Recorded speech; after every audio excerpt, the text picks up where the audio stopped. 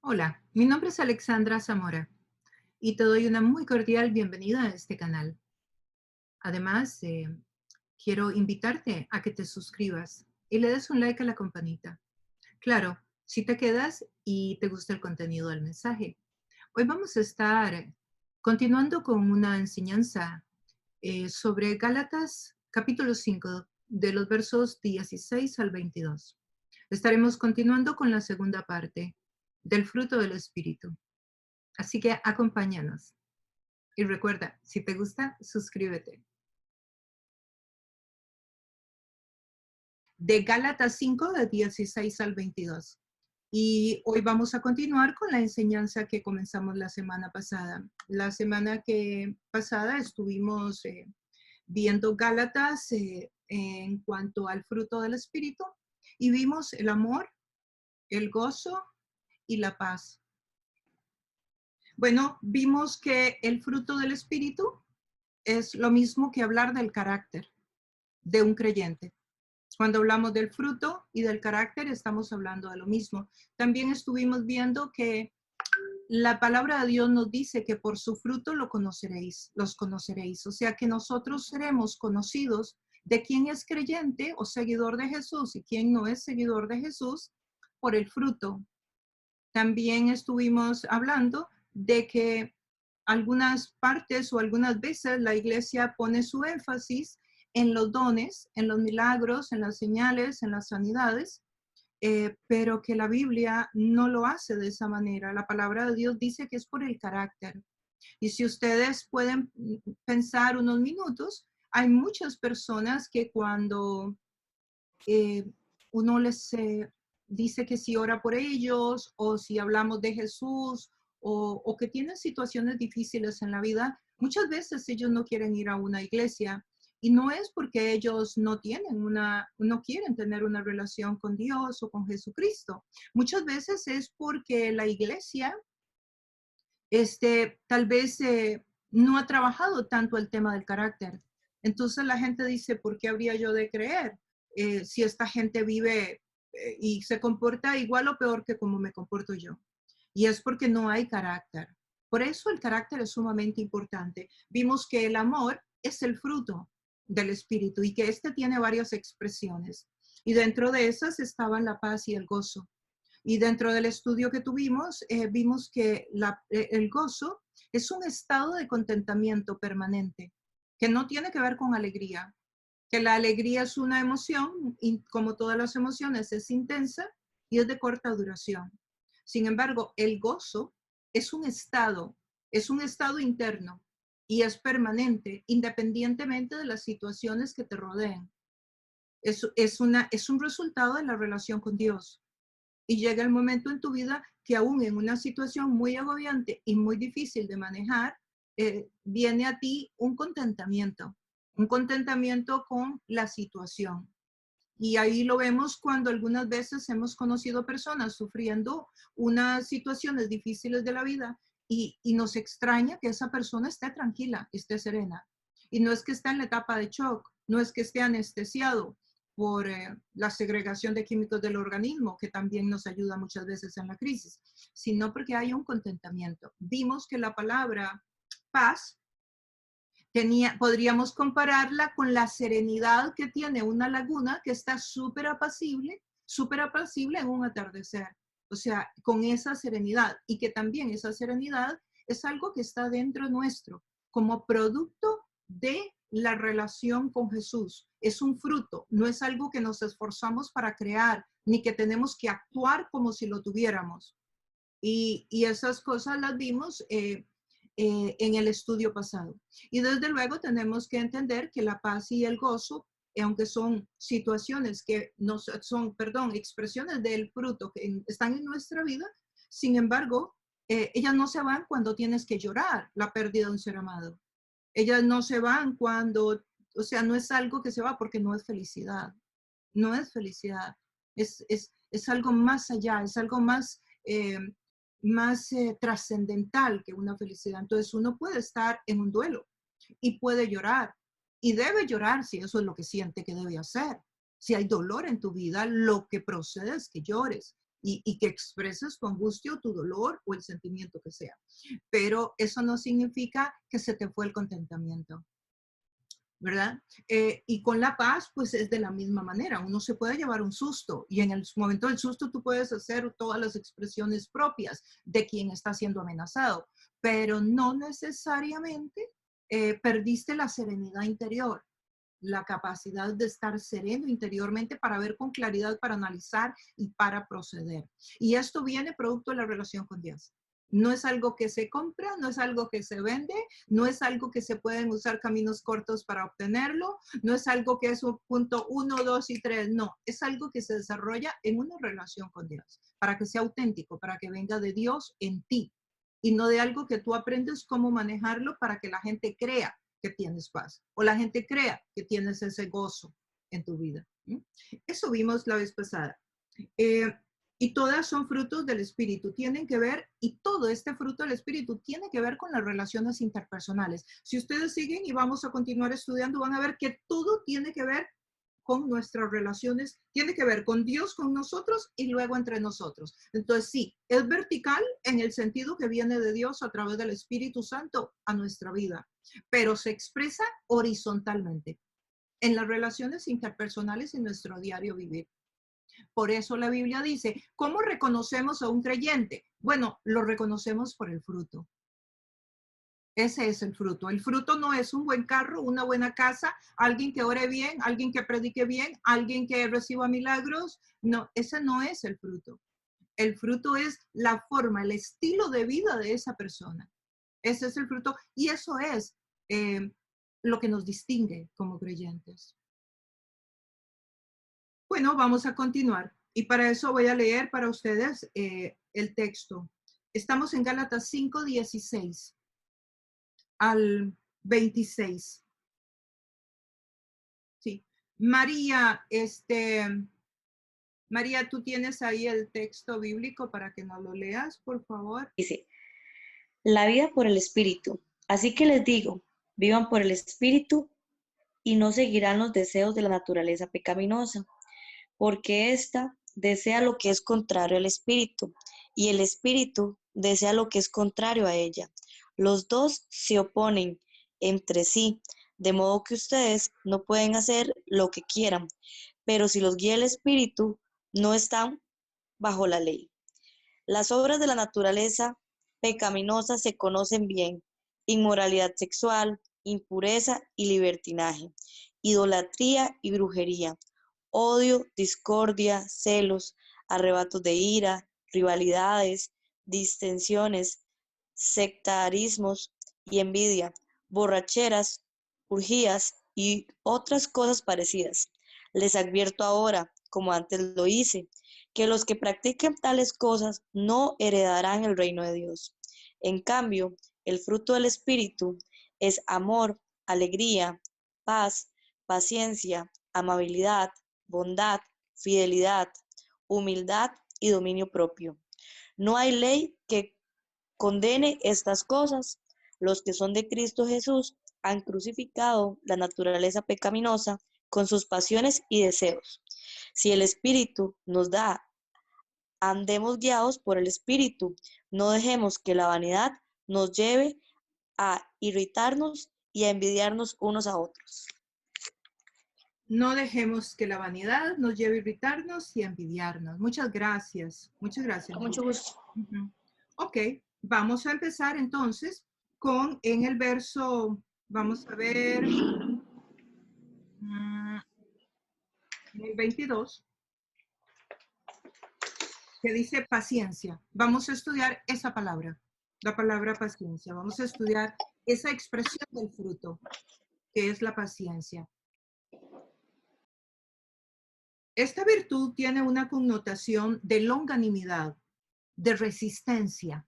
La palabra paciencia está relacionada con el tema de resistencia, con la capacidad de sufrir por largo tiempo sin dejarse desmayar, de perseverancia, la determinación a no rendirse, ni con personas ni con circunstancias. De hecho, esta palabra paciencia era la palabra con que se calificaba a el Imperio Romano. Ustedes recuerdan que en el primer siglo el Imperio Romano estaba conquistando el mundo. Y cuando ellos iban avanzando y llegaban a una región nueva que querían conquistar y había guerra, nos cuenta la historia que si el ejército contrario a Roma derrumbaba al ejército romano y todos los soldados quedaban desangrados, heridos, tirados en el suelo, completamente sin poder defenderse, y el comandante en jefe estaba ahí también tirado, y llegaba el ejército enemigo a decirle que ya lo habían vencido, que por lo tanto firmaran este documento donde decía que se habían rendido. Era parte de lo que se hacía en la guerra. Cuando uno de los dos bandos ganaba, iba donde el otro que estaba ahí tirado y le decían que firmara el documento de que se rendía, ¿verdad? Ok, cuando a Roma le llegaba el enemigo, el comandante contrario, a decirle, mire, firme aquí y reconozca que están derrumbados aquí en el piso, que ustedes ya no pueden hacer más nada. Dice la historia que Roma decía que no firma pacto con la derrota, ni aún cuando haya perdido. Y esa es la palabra con que se calificaba al ejército romano, como un ejército paciente, que no se da por vencido. Y eso yo creo que es lo que el Espíritu de Dios nos quiere hablar, que independientemente de cuál es el área en la que estás luchando, no firmes pacto de paz con el enemigo. Sigue perseverando, sigue insistiendo, sigue luchando.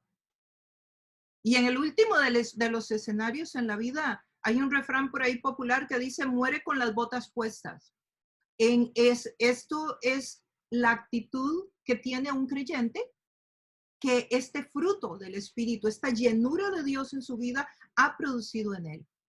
Es la paciencia, es la perseverancia. Y voy a poner una ilustración.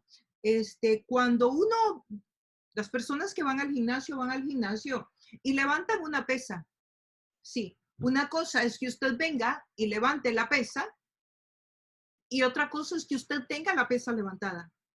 Entonces, cuando hablamos de perseverancia, nos estamos refiriendo a esa insistencia, a ese desarrollo de fortaleza, a ese perseverar en lo que Dios te dijo, en lo que es bueno para tus hijos, en lo que es bueno para tu salud, en lo que es bueno para tu casa, en lo que es bueno para tu vida.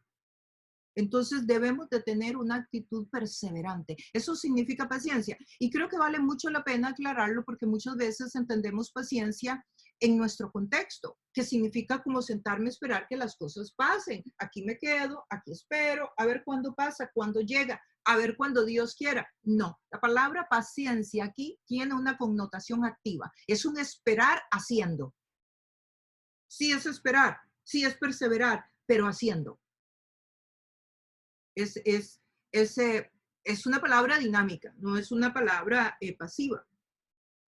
Santiago dice 5:7, dice así, por tanto, hermanos, tened paciencia hasta la venida del Señor. O sea, aguanten, perseveren, esfuércense hasta que Jesús venga. ¿Por qué? Porque van a haber tiempos difíciles en la vida de cada uno de nosotros. Y porque puede que el planeta anda de cabeza hoy día, pues puede que se quede así un buen rato. Y tenemos que ser perseverantes. Y aquí Santiago nos dice, tened paciencia hasta la venida del Señor. Mirad cómo el labrador, o sea, el que siembra la tierra, sería el campesino en nuestros términos, espera el fruto de la tierra, aguardando con paciencia hasta que reciba la lluvia temprana y la tardía. O sea, el que siembra la tierra espera a que la lluvia venga y moje la tierra y el fruto se manifieste. O sea, que esperemos la cosecha, que esperemos lo que Dios nos ha prometido y que perseveremos. La misma paciencia que Dios ha tenido con nosotros, también debemos de tenerla con los demás. Ven, aquí la primera parte es la parte vertical. Viene de Dios a nuestra vida, producto de nuestra relación con Dios. Pero ahora también la misma palabra significa la forma en cómo nos relacionamos con los demás. Si Dios ha tenido paciencia conmigo y me ha esperado por años para que yo me interese en su camino, en su caminar, bueno, yo también debo de ahora ser paciente y esperar a los otros. Esperar haciendo, como ha estado Dios con tu vida. Que a pesar de que tú has andado por ahí y por allá, y que Dios siempre ha estado ahí, tocando a la puerta de tu corazón, amándote, queriéndote, cuidándote, y quién sabe cuántas cosas más que ni siquiera sabes. Entonces, Dios espera que nosotros también seamos pacientes con otros. ¿Y quiénes son los otros? Los otros son la familia, los otros son los amigos, los otros son ese miembro de la familia tan difícil que tienes. Y tú dirás, bueno, pero es que solo a mí me tocó ese miembro de la familia. Es que, Alexandra, tú no tienes idea. Vieras que sí tengo idea. Sí tengo idea. Yo también tengo miembros de la familia difícil. Así que esto es en todas las familias.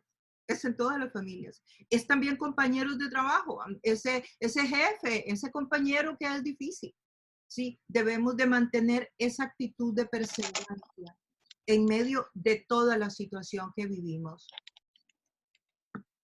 Entonces, y nunca aceptar la derrota, por más difícil que puedan ser las circunstancias o la persona.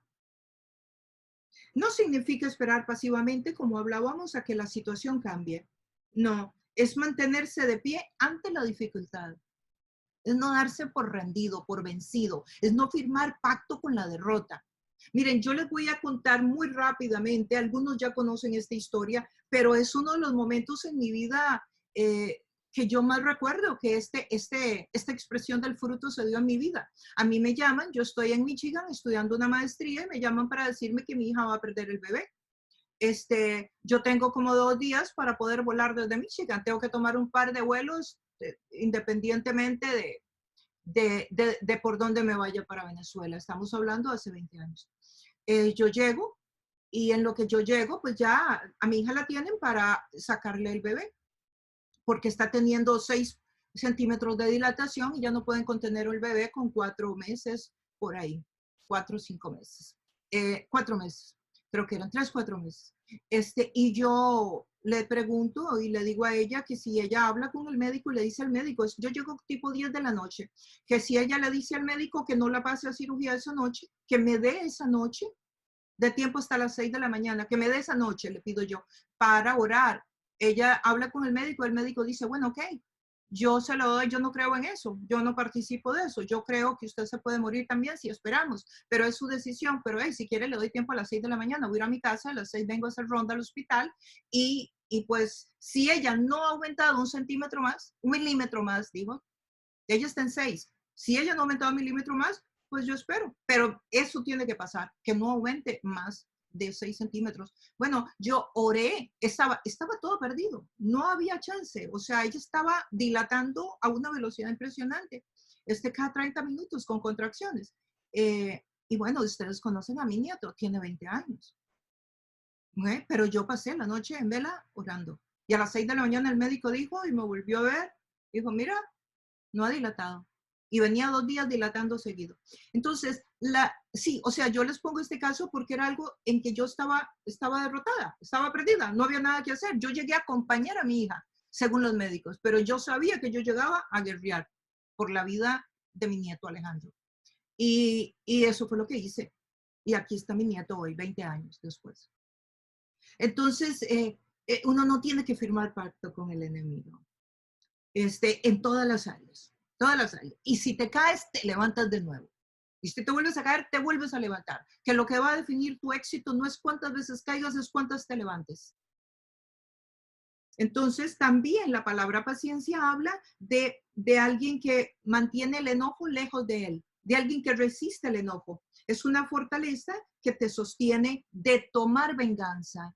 O sea, no tomas venganza, eres paciente, tienes la fuerza, perseveras en qué? En caminar en obediencia, a pesar de las presiones que puedan venir del medio para que tú pierdas ese centro en el espíritu que debes de tener. Entonces, Pedro nos dice, segunda de Pedro 3:9, dice, el Señor no tarda en cumplir su promesa, según entienden algunos que es una tardanza. Más bien, Él tiene paciencia con ustedes porque no quiere que nadie perezca, sino que todos se arrepientan. Algunas personas que dicen, pero ¿por qué el Señor no ha venido todavía? O sea, desde el primer siglo dice que ya va a venir y no ha venido por su iglesia, no ha venido todavía. Y bueno, Jesús dice, bueno, es porque es paciente, nos dice el texto, porque está esperando a que la mayoría de gente se arrepienta y se vuelva a Él. Por eso no ha venido. Eso es paciencia, perseverancia. Pero no es que está centrado en el trono, cruzadito de brazos, allá en el cielo. No, está trabajando aquí con nosotros a través del Espíritu Santo y a través de cada uno de nosotros que servimos a Dios en el trabajo, en la verdurería, en el campo, en la enfermería, como médicos, como profesores, en la casa, con los amigos. Dios está continuando llevando su amor a otras personas. Él sigue actuando, Él está perseverante, Él sigue siendo paciente. Entonces, no es nuestro propio logro, es un logro producto de nuestra relación con Dios. Para tener este don, tiene que ser producto de tu relación con Dios. De lo contrario, va a ser en tus propias fuerzas. Y eso es muy cansado. Eso es muy agobiante. Eso no es lo que Dios quiere. Sí, no es lo mismo tratar de empujar una carreta sin haberte alimentado que si te alimentaste bien. No es lo mismo ponerse uno a hacer el jardín sin haberse tomado un vaso de agua que si usted se tomó una buena botella de agua y luego se metió al sol a trabajar. O sea, si usted no tiene el alimento de la relación con Dios y se mete a ser paciente y aguantar cosas que pasan en la vida, ese familiar difícil y otros retos más que van apareciendo en el camino, cuando usted se da cuenta está enfermo, está lleno de ansiedades, está lleno de situaciones difíciles en su vida. ¿Por qué? Porque usted lo está haciendo en su fuerza, usted lo está haciendo producto de un Dios todopoderoso que vive dentro de usted. Entonces, por ahí hay que ponerle un poquito de atención y reflexionar un poquito más sobre esto. Cuando estés solito o solita, abre de nuevo este texto bíblico y recuerda lo que hoy te estoy compartiendo. Y si quieres volverlo a oír, pues ve al YouTube, que ya para dentro de unos días va a estar ahí subido.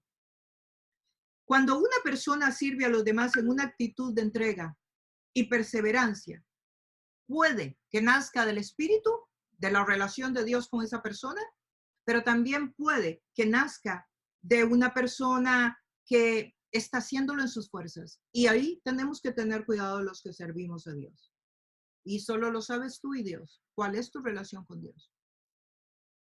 Otra palabra que también es una expresión del fruto del Espíritu en nuestra vida, la palabra benignidad. No se puede ser paciente sin un espacio, en un espacio vacío.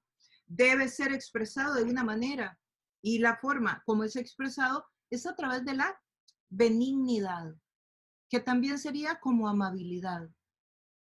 También podríamos decir amabilidad. ¿Qué significa benignidad? Ir por la vida haciendo el bien. Tener, como dicen los jóvenes, como dice mi nieto, el chip de ir por la vida haciendo el bien. Tener la actitud, tener la tendencia de ir por la vida haciendo el bien donde quiera que vayas. En donde quiera que vayas. O sea, y cada vez que tengas la oportunidad, ir haciendo el bien. Es la intención de que los demás tengan lo mejor. Jesús es el modelo de esta amabilidad, en su benignidad. Romanos 2:4 dice, o menosprecias las riquezas de su benignidad, paciencia y longanimidad, ignorando que su benignidad te guía al arrepentimiento. Sí, aquí el texto nos habla de benignidad, ¿sí? No menosprecias las riquezas de su benignidad, de su paciencia, ignorando que su benignidad te guía al arrepentimiento. O sea, Dios es tan bueno que Él hace que nosotros nos arrepintamos.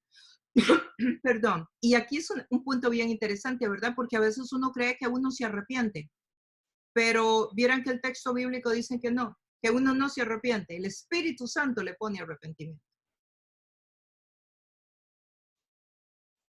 Es parte del trabajo del Espíritu Santo en nuestra vida. Esa voz que te redarguye ahí cuando has hecho algo malo, ese es el Espíritu de Dios hablándote. Y aquí me parece que es una palabra bien interesante, la de la benignidad, porque ir por la vida haciendo el bien es una característica, ¿verdad? También de Dios, pero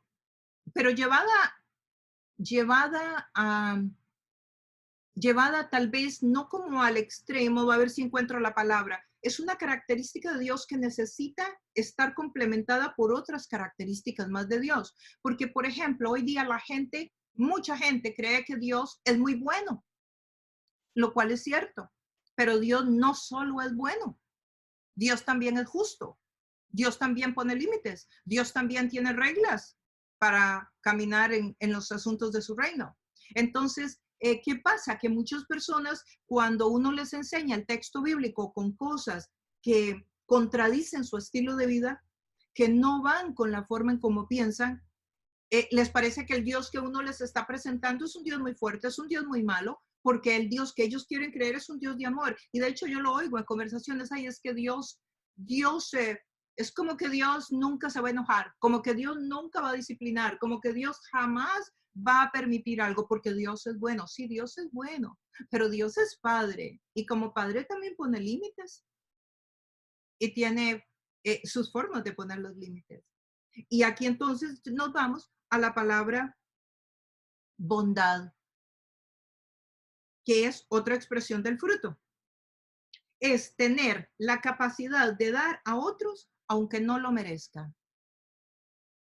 ¿Qué es ser bondad? La capacidad de darle a los demás aunque no lo merezcan.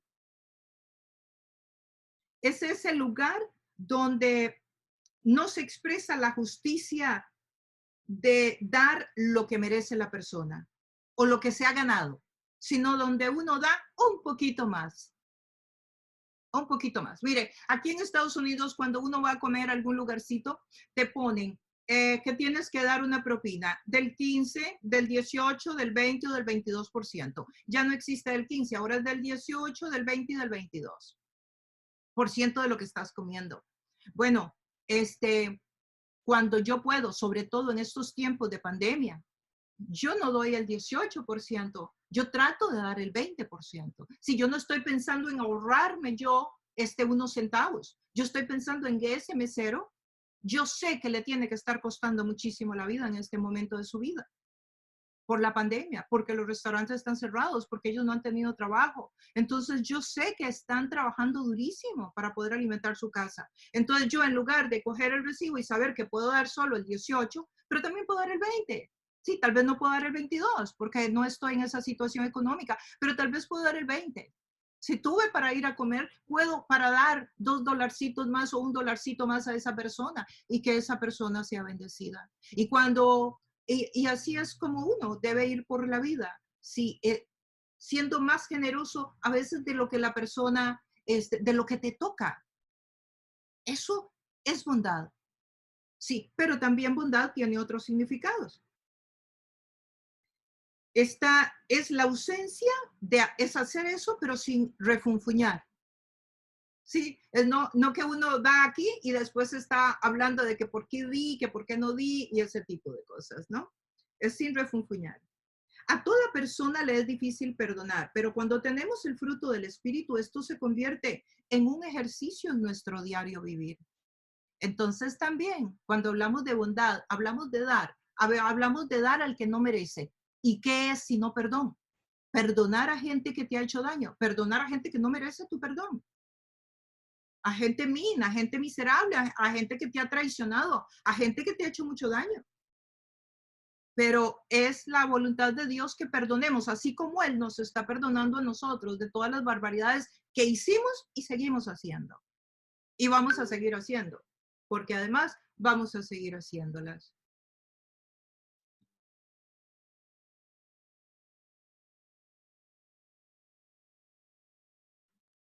Disculpe. Entonces, cuando nosotros logramos perdonar, esto va a evitar que una persona lleve ese resentimiento en el alma y por lo tanto nos enfermemos de diferentes enfermedades psicosomáticas que vienen de la psiquis y del alma, que no vienen del cuerpo. Sí, enfermedades que los médicos van a ir a buscar la raíz y encuentran que la persona está sana. Orgánicamente no tiene nada, pero la persona tiene los síntomas y los síntomas son reales. Y eso es una enfermedad psicosomática. Entonces, nosotros con la falta de perdón generamos una cantidad de enfermedades psicosomáticas como ustedes no se pueden imaginar. Así que una de las cosas y posiblemente uno de los temas que vamos a estar viendo en las próximas semanas va a ser el perdón y las implicaciones en la vida emocional y en la vida espiritual. Entonces, cuando hablamos de bondad, habla de esas cosas, ¿sí? Habla de dar, habla de un amor, pero también habla de un amor con límites, habla de una amabilidad con firmeza. Entonces vemos que bondad tiene varios significados. Amabilidad con firmeza. Sí, es como una benignidad, pero con firmeza. La benignidad era solo benignidad, solo amabilidad. Ir por la vida haciendo el bien. Pero ahora nos encontramos con bondad y resulta que bondad es la benignidad, pero con firmeza, con límites. Como cuando, vamos a ver, voy a poner un ejemplo que tengo acá, Mateo 2, 13 al 19. Estaba cerca la Pascua de los judíos y subió Jesús a Jerusalén y halló en el templo a los que vendían bueyes, ovejas y palomas y a los cambistas ahí sentados. Y haciendo un azote de cuerdas, echó fuera del templo a todos, y las ovejas y los bueyes, y esparció las monedas de los cambistas y volcó las mesas. Volcó las mesas Jesús. ¿Por qué? Porque encontró en su casa, en el templo, que estaban vendiendo animalitos, que lo habían convertido en un mercado, y era el templo.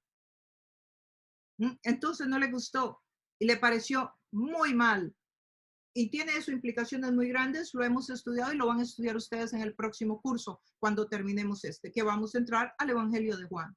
Pero ahorita sí les puedo decir que Jesús dice que haciendo un azote de cuerdas, echó fuera del templo a todos los que estaban haciendo eso y a las ovejas y a los bueyes, y esparció las monedas de todos y volcó las mesas. En ese momento Jesús fue bondadoso. ¿Ves? Puso límites, disciplinó. Cuando tú disciplinas a tu hijo, que te duele más a ti que a él, eso es bondad. Y ese es un fruto de nuestra relación con Dios, el que podamos hacerlo. Efesios 5:9 dice, y el fruto de la luz consiste en toda bondad, justicia y verdad. Romanos 15:14. Por mi parte, hermanos míos, estoy seguro de que ustedes mismos rebosan de bondad, abundan en conocimiento y están capacitados para instruirse uno al otro. Sí, aquí, el apóstol Pablo está hablando de que somos y debemos ser bondadosos. Bueno, y ahora pasamos a otra palabra también exquisita para mí, que es la palabra fe. En el griego, la palabra pistis.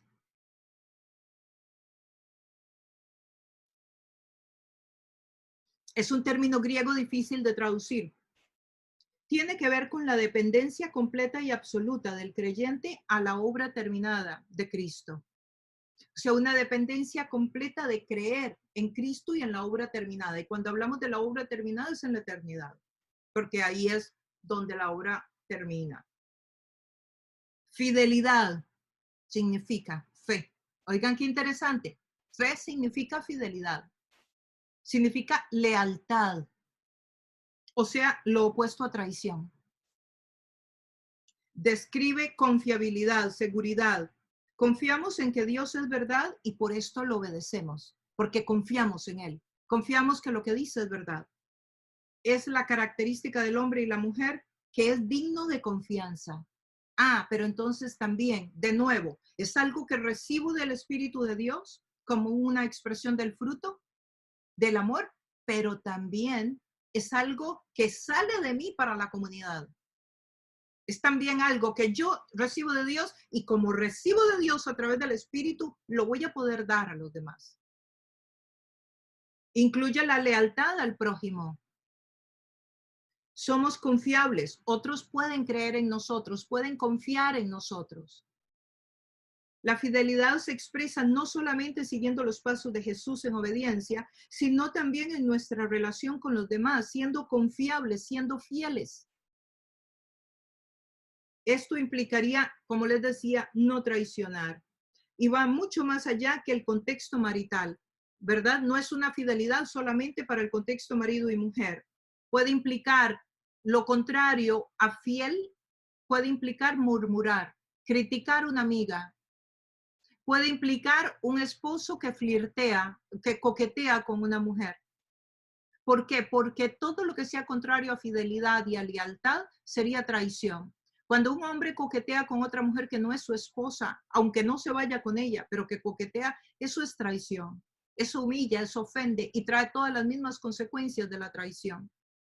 Igualmente, cuando criticamos, cuando murmuramos, cuando hablamos mal de alguien en la espalda, cuando hacemos daño con nuestra lengua a alguien, todo eso son expresiones de la traición que van contrarias a la fe, a la fidelidad, a la lealtad.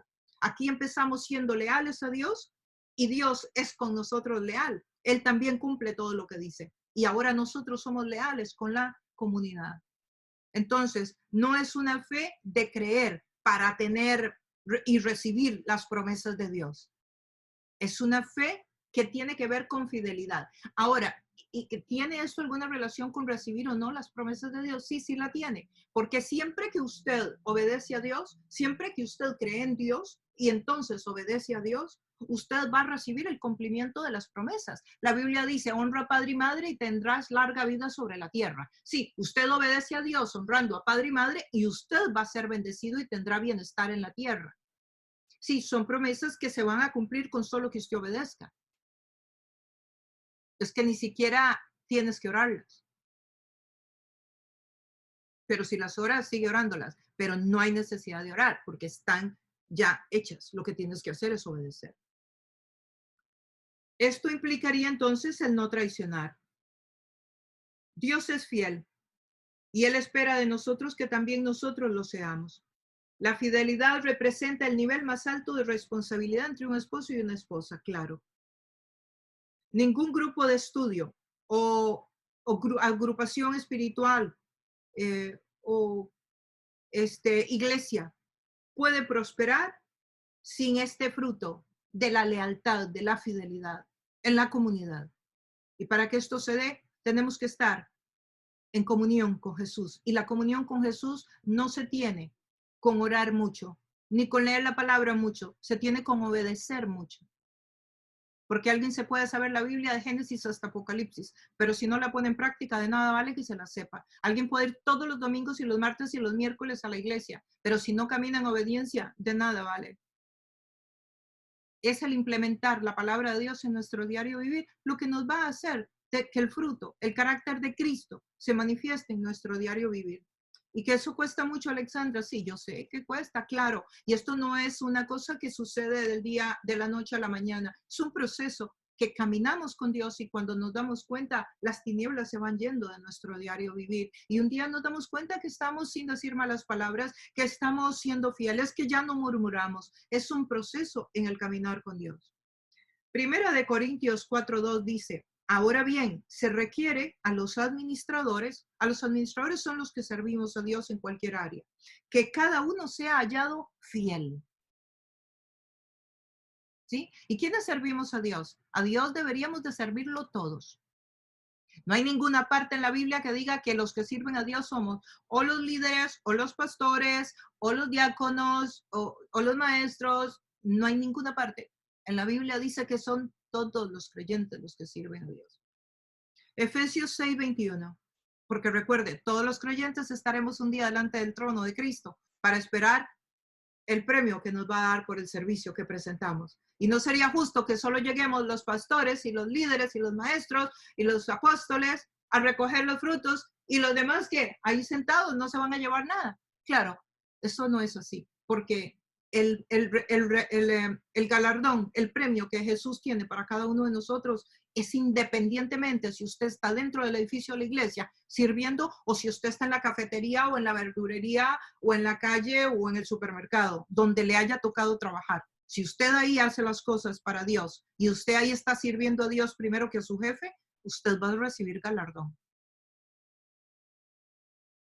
Otra palabra, mansedumbre.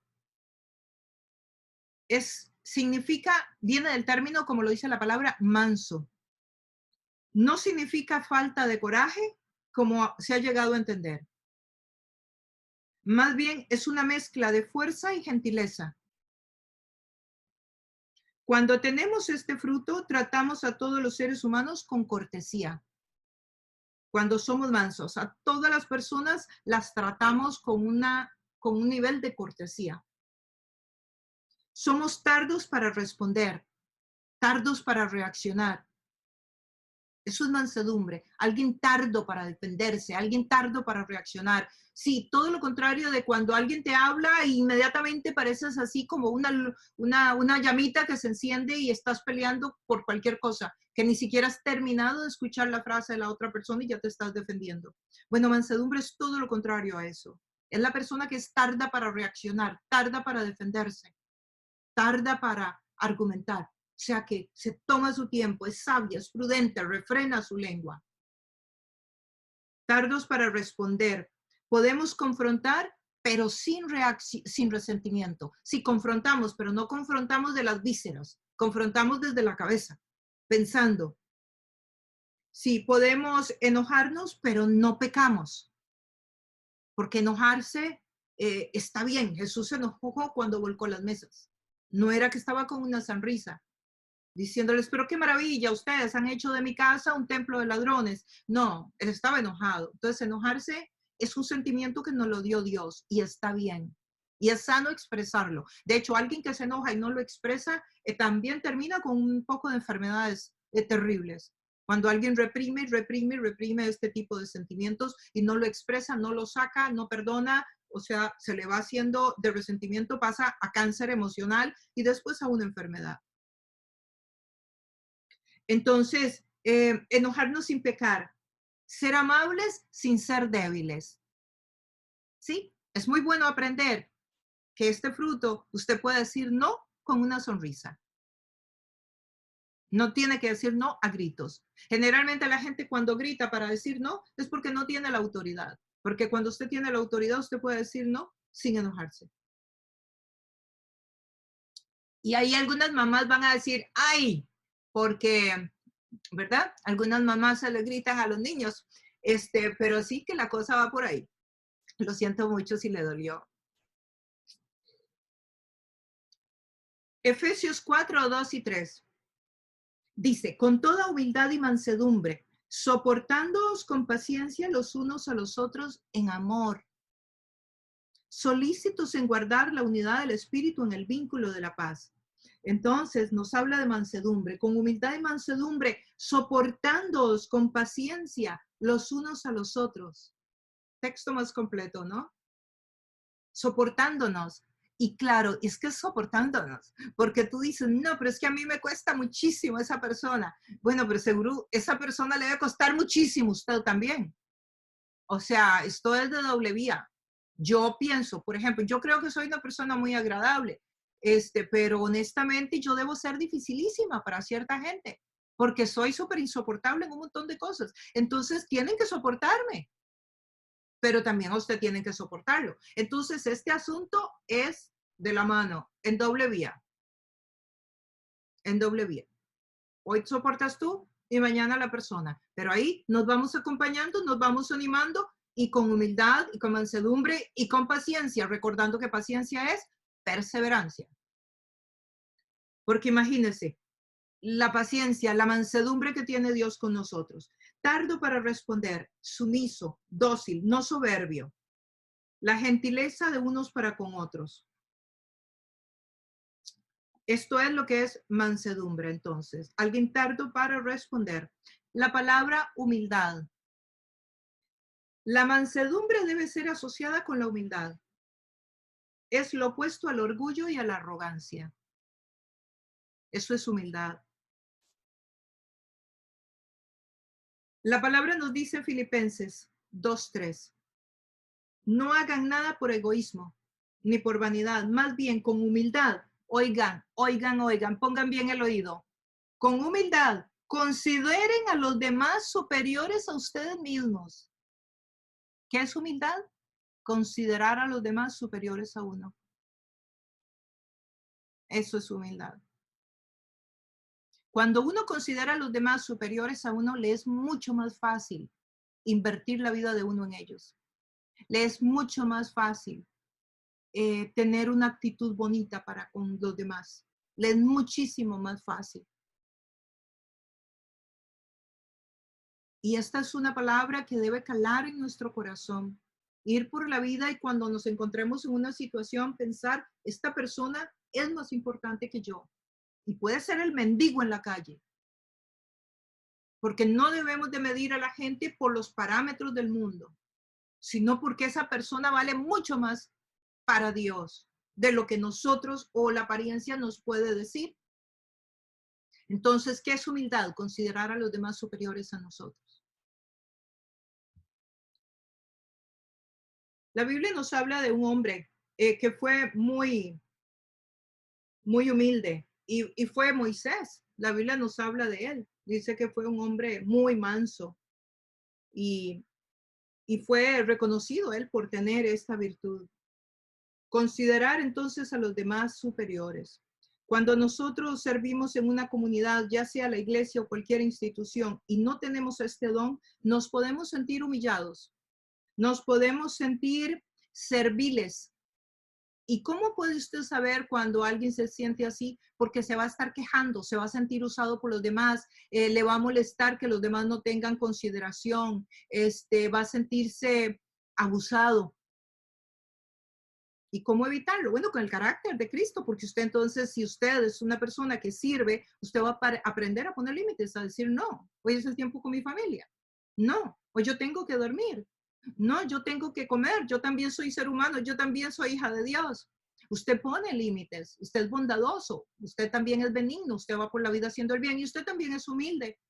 Entonces usted considera a los demás superiores a usted, entonces no se le va a ocurrir maltratar a alguien, ni decirle una palabra ociosa o que lastime a otra persona. Mateo 11:29. Llevad mi yugo sobre vosotros y aprended de mí, que soy manso y humilde de corazón. Hallaréis descanso para vuestras almas.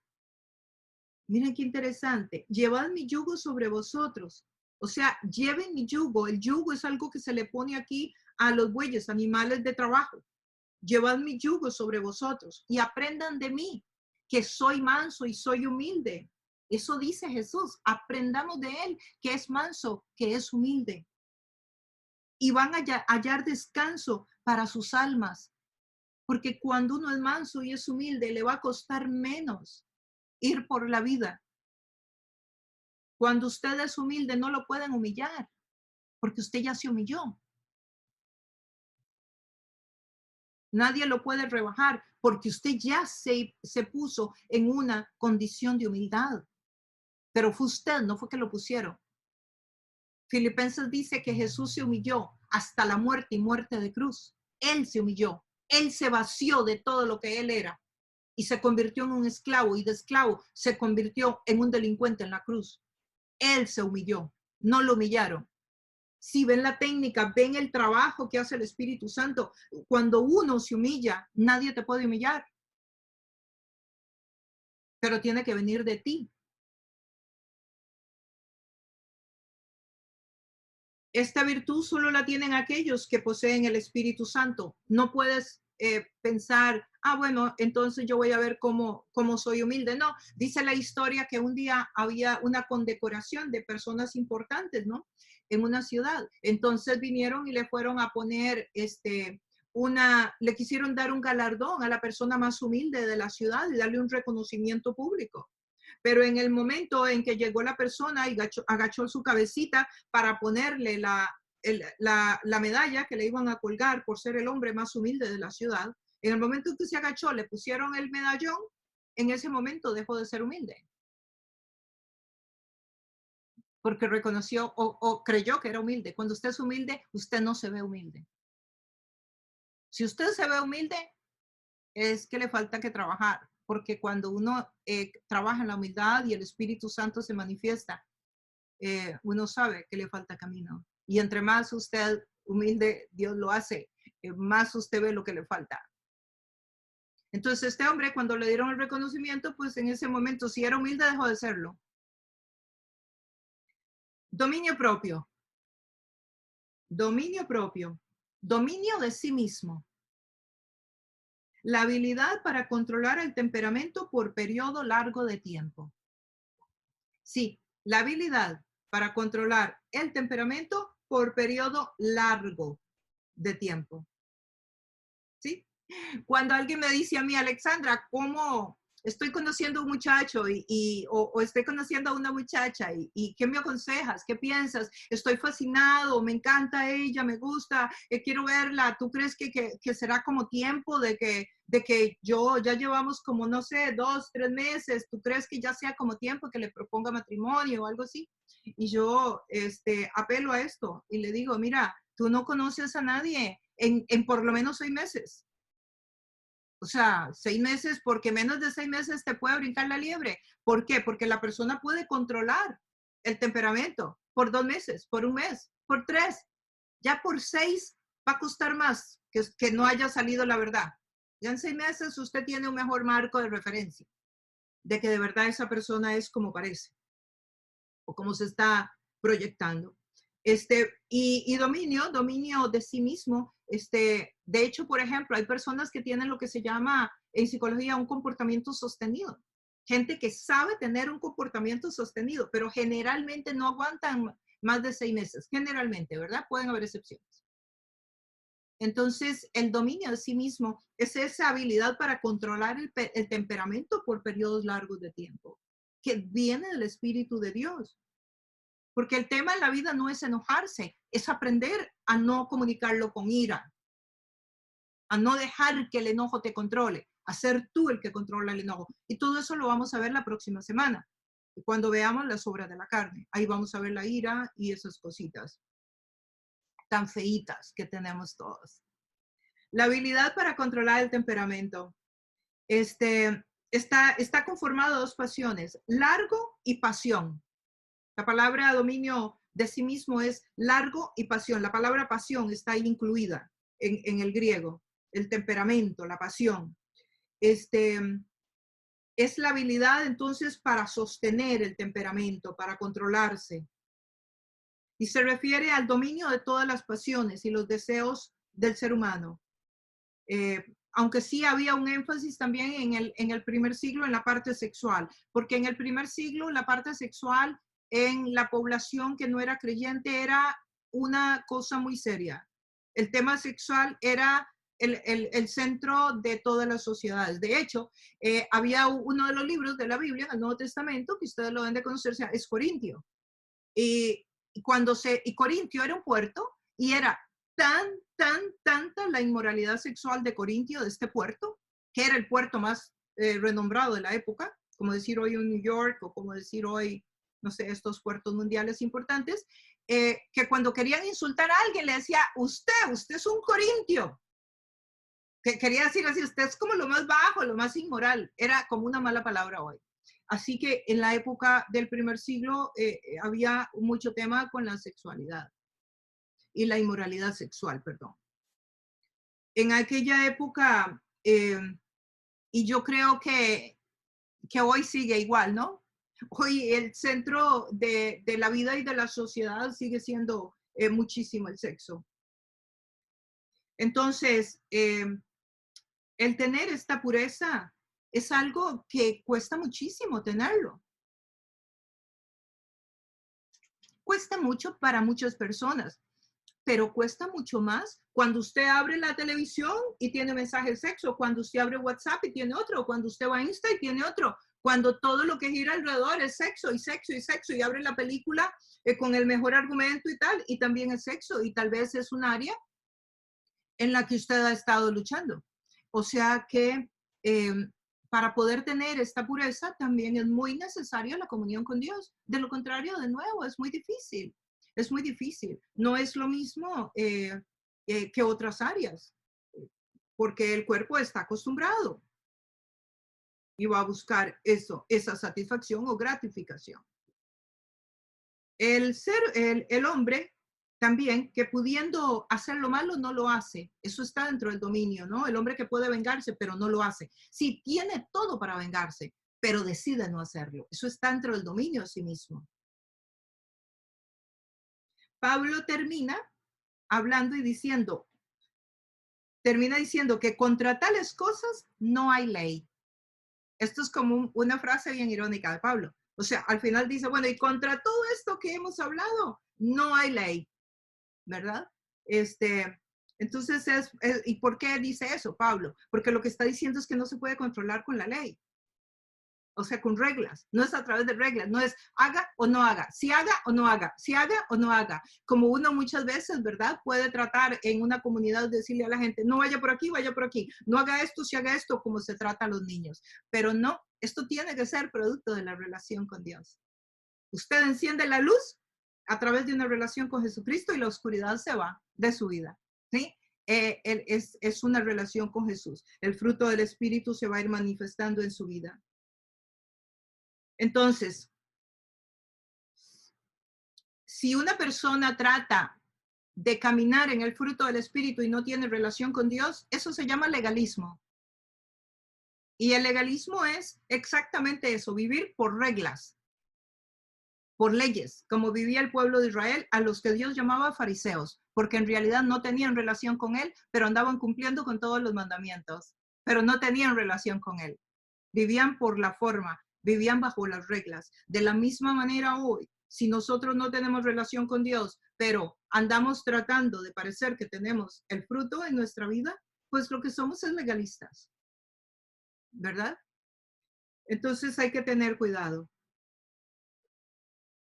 Hay que tener cuidado y recordar que este tema es como la disciplina de un atleta.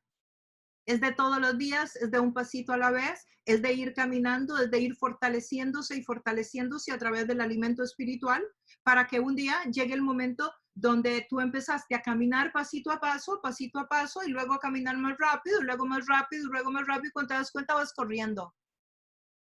Así es este caminar con Dios. Es un proceso. Es un proceso en el cual te vas entrenando, tus músculos espirituales se van entrenando, se van preparando. Cuando te das cuenta, ya estás corriendo la buena carrera de la fe. Y ya no, muchas áreas de tu vida están quedando sometidas al fruto, al espíritu. Y el fruto es lo que va a empezar a florecer en tu vida. Y no te va a ser tan difícil el caminar la carrera de Cristo. Al principio cuesta más, claro, porque la carne estuvo en control ahí 10 años o 15 o 20. Entonces, claro, ¿cómo que ahora me vas a someter? No, la carne se resiste y hay lucha, ¿no? Pero conforme sigas avanzando, vas viendo el poder de Dios tomar control. Y si en este proceso de trabajar en tus áreas caes una y otra vez, pues recuerda, el tema aquí es levantándose. No importa cuántas veces caigas, lo que importa es cuántas te levantes. Entonces, terminamos con esta pequeña conclusión. El poder del Evangelio no se muestra con milagros. El poder del Evangelio no se muestra solo con sanidades y milagros, sería correcto decir. Cuando nosotros demostramos esta forma de vivir, estamos demostrándole a toda la comunidad donde servimos o donde estemos o a nuestra casa o a nuestros hijos el poder del Evangelio. El poder del Evangelio se demuestra en el fruto, en el estilo de vida que llevamos, mucho más que en las sanidades y en los milagros.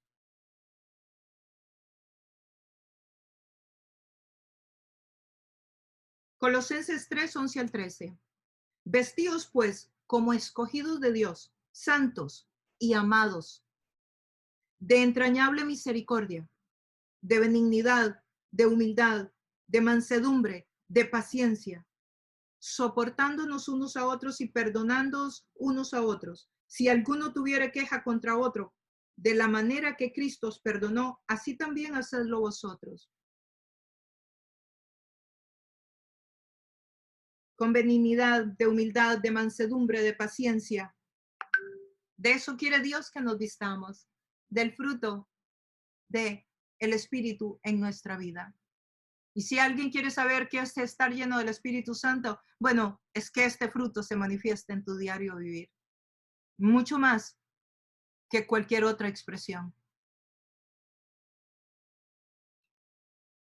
Espero que este mensaje entre ahí a sus corazoncitos y que los ponga y las ponga a pensar y a reflexionar y a meditar en qué Dios te está diciendo a ti. ¿Cuál es esa área de tu vida que Dios quiere trabajar? ¿Cuál es esa área que Dios quiere fortalecer? Y que en oración y con humildad se la pongas a Dios para que te ayude. Y no trates de correr esta carrera o de crecer en este caminar con Dios por tu propia cuenta, sino que tómate de la mano del Señor y aliméntate de la lectura de la palabra, de la oración y todo eso que va a alimentar tu espíritu para que puedas entonces implementar la palabra de Dios y obedecerla en tu diario vivir. Y entonces vas a ver una transformación en tu estilo de vida. Y entonces esa transformación la verán todos los demás.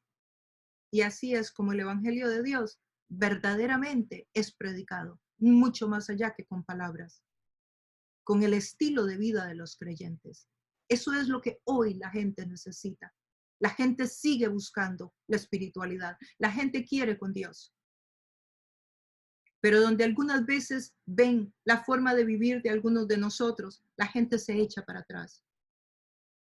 Pero si nosotros cambiamos nuestro estilo de vida y predicamos un evangelio con nuestra forma de vivir y no con palabras, muchos más se van a acercar a Jesucristo.